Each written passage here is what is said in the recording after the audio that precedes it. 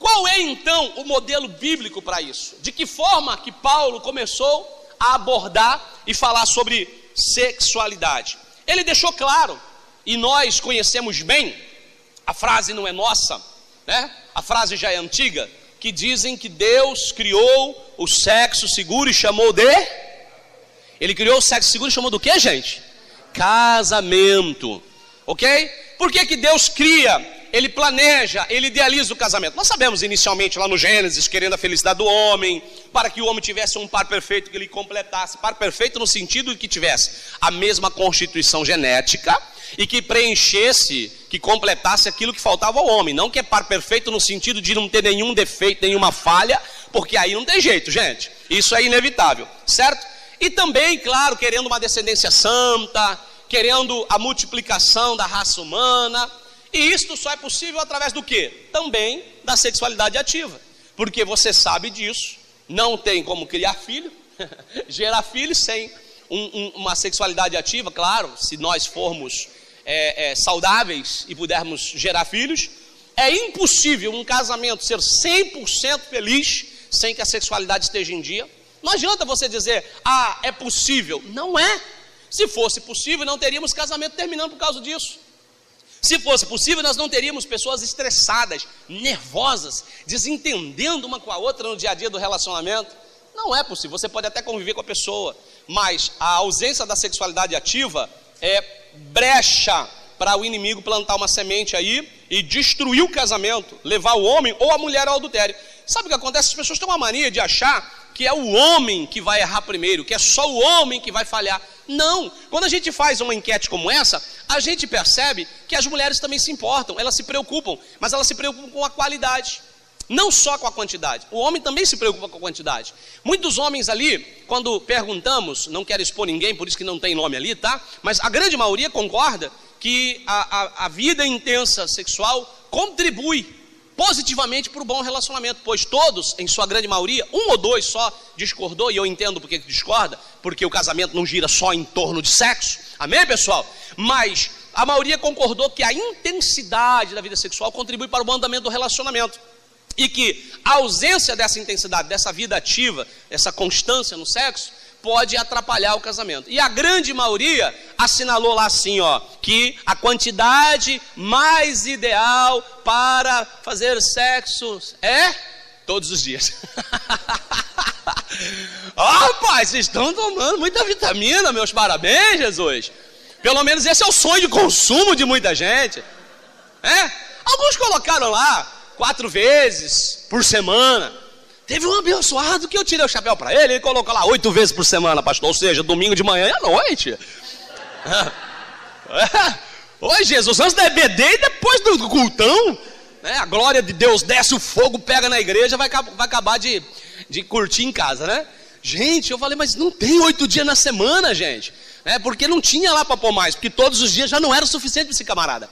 Legal, isso é importante, mas eu também entendo aquele que colocou lá, eu não concordo que a vida inteira se deve. Por quê? Porque o casamento não gira só em torno do sexo, né? O diálogo, respeito, admiração, consideração, carinho, companheirismo e um monte de outras coisas contribui para o bom andamento do casamento. Porém, se nós não cuidarmos da vida sexual, poderemos ceder brecha ao pecado. Por quê? Porque se não for o homem, poderá ser a mulher. Por que acham que só o homem pode ceder à tentação? Por que acham que só o homem vai ser fraco? Quem disse que a mulher não tem fraqueza sexual? Eu não posso, é óbvio, ficar expondo todos os detalhes, e apesar de não ter nomes, mas a gente percebe que as mulheres maduras, as mais novas não se ofendam, tá? Mas as mais maduras, mais experientes, elas estão cobrando mais qualidade do relacionamento dos seus maridos. Elas estão colocando ali na enquete, assim, o padrão de exigências delas está mais lá em cima. A nota foi boa, viu, maridão? Mas o resto ela fez algumas exigências. Ela apontou algumas coisas que está deixando a desejar. Então, ou seja, mais intensidade e qualidade do que quantidade, claro que está importando. Se equilibrarmos essas duas coisas, teremos uma vida sexual agradável e também abençoada. Amém ou não amém, pessoal? Então, quando Deus criou o sexo seguro e chamou de casamento, Ele estava privando, Ele estava evitando que o homem caísse no erro de destruir seu corpo, de destruir sua alma através da prostituição, através do adultério. A gente conhece bem não precisamos entrar nesse segmento doutrinário, ok? Agora presta atenção no que diz o versículo 3. Olha o que está escrito aí. Vamos ler rapidinho. Está escrito assim, olha: o marido pague à mulher a devida benevolência, e da mesma sorte a mulher ao marido. Gente, presta atenção. Está escrito aí: o marido tem que dar 100% de si para agradar a mulher, para que ela seja feliz no casamento, para que ela seja realizada na sexualidade. O marido tem que saber onde é o tal e o bendito ponto G, como disse o pastor Ademir aqui ontem. O marido tem que isso, tem que aquilo, tem que conhecer todas as zonas erógenas ou erogêneas do corpo da mulher, para lhe satisfazer, lhe proporcionar prazer. O marido, só está falando isso lá, pessoal? Sim ou não? Sim ou não? Não, mas está falando também que a mulher tem que ser escrava sexual do homem, que ela tem que estar pronta 24 horas por dia, disposta a todo momento, e ela tem que ser um mito sexual, ela tem que ser um símbolo sexual, ela tem que ser, sabe, aquela máquina de sexo, porque senão ela vai para o inferno, e o marido pode largar dela. Está dizendo isso lá no texto? Não, mas está dizendo o seguinte: o marido pague a devida benevolência à sua mulher, e a mulher da mesma forma faça ao marido. Então diga assim comigo: responsabilidade mútua. Fala assim: deveres e direitos iguais. É isto, irmão. Relação sexual tem que haver essa mutualidade, esta entrega. Porque não adianta o camarada se matando literalmente, tem os camaradas que se matam mesmo, literalmente, né? Tentando ser o melhor amante da face da terra, e a mulher não corresponder a isso. E não adianta a mulher tentar agradar o marido, caprichar na roupa, no visual, no perfume, no charme, na sensualidade, tentar corresponder também, agradar, e o marido não corresponder. Sabe, irmãos, tem uma coisa que nós estamos vendo acontecer. Nós fizemos 2 palestras já com o doutor Tércio Ribas, que é um dos melhores palestrantes do Brasil, e hoje ele viaja o mundo inteiro dando palestras sobre sexualidade, e há uma constatação: existem mulheres casadas que nunca tiveram um orgasmo, nem sabem o que é isso, né? Não conhece o que é prazer no sexo. E eu sei que talvez você vai falar: pastor, esse não é o nosso caso. Realmente, pelo menos a enquete ali não deixou nenhuma a entender isso, salvo qualquer exceção que alguém viva, e isso é muito pessoal, a gente entende. Mas nós entendemos que às vezes, pela falta de informação do homem, ou pela falta de interesse do homem em ser um amante melhor, em ser mais dedicado, em se entregar mais, pensando mais na satisfação da mulher.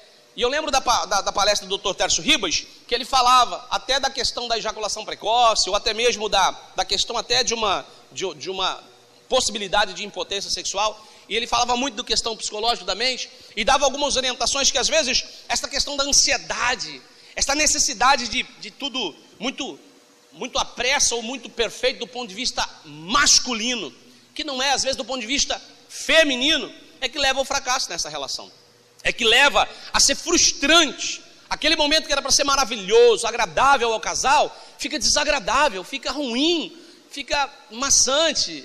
Parece aquela coisa que já foi citada aqui, né? Parece que a mulher está sendo só usada. E às vezes, aí eu vou te falar também, mulher, sobre a cabeça de alguns homens, que muitos homens também não gostam de ter essa sensação do cumprimento do dever, de a mulher estar no momento de relação, sentindo assim: poxa, não estou afim, mas eu preciso porque ele quer, ou ele precisa mais do que eu, e nossa, senão ele vai procurar outra na rua. Onde já se viu, né? A esposa aceitar um momento sexual com o marido só porque é o seguinte: não, ele tem tensões nervosas maiores, ele tem um nível de estresse maior se ficar sem o sexo, ele está exposto na rua a perigo, é melhor eu manter relação com ele aqui antes que ele vá procurar outra. Não dá certo isso também. E se o homem tiver consciência que aquele momento não está, pelo menos para a grande maioria de homens em que eu posso conversar, quando a gente faz gabinete pastoral e dialogar, uma grande maioria está procurando o quê?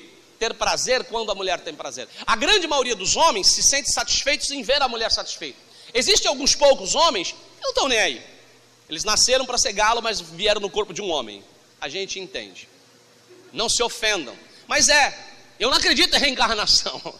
Eu não creio nisso. Mas eu creio que eles parece que nasceram no corpo do homem uma cabeça de um galo. Não é verdade? Acha que aquilo ali funciona daquele jeito e tá ótimo. Eu estou pronto. Já fui. Já foi mesmo, né? Já acabou mesmo.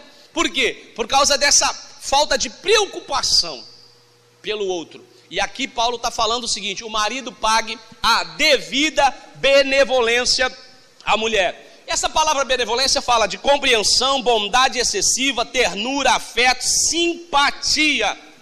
Ou seja, a relação e o casamento de um casal tem que partir desse processo. O homem tem que compreender o processo que a mulher passa para ter prazer no sexo. O homem precisa compreender a necessidade do corpo feminino ser estimulado, ser acariciado, ser preparado para aquela prática. E não simplesmente chegar de casa, do serviço, com a mão toda suja de graxa. O cara é mecânico, ele acha que a mulher sonha com ele todo dia. Meu marido é meu mecânico, né?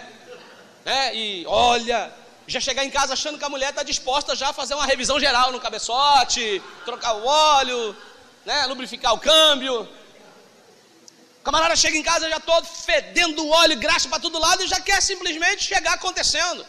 Ok, eu até entendo que o homem tenha uma maior facilidade a se estimular. Basta ver a mulher amada, a mulher que ele gosta, ou que deseja, ou que se atrai por ela. E que legal que você olha para sua mulher e não se sente atraído. E que legal que você olha para sua mulher e já está pronto. O duro é quando você começar a olhar e não se interessar. Algo está muito errado na sua cabeça, no seu coração, no seu casamento. Porque enquanto você amar sua mulher, respeitar e admirar, dificilmente você vai parar de sentir atração por ela. Porque a atração não se limita a um corpo que talvez passou por mudanças. Porque a mulher tem filhos, a mulher muda o corpo, o tempo passa. É natural que a mulher sofra algumas mudanças. Da mesma forma o homem também sofra, mas a mulher ainda mais. Não só externa, mas interna.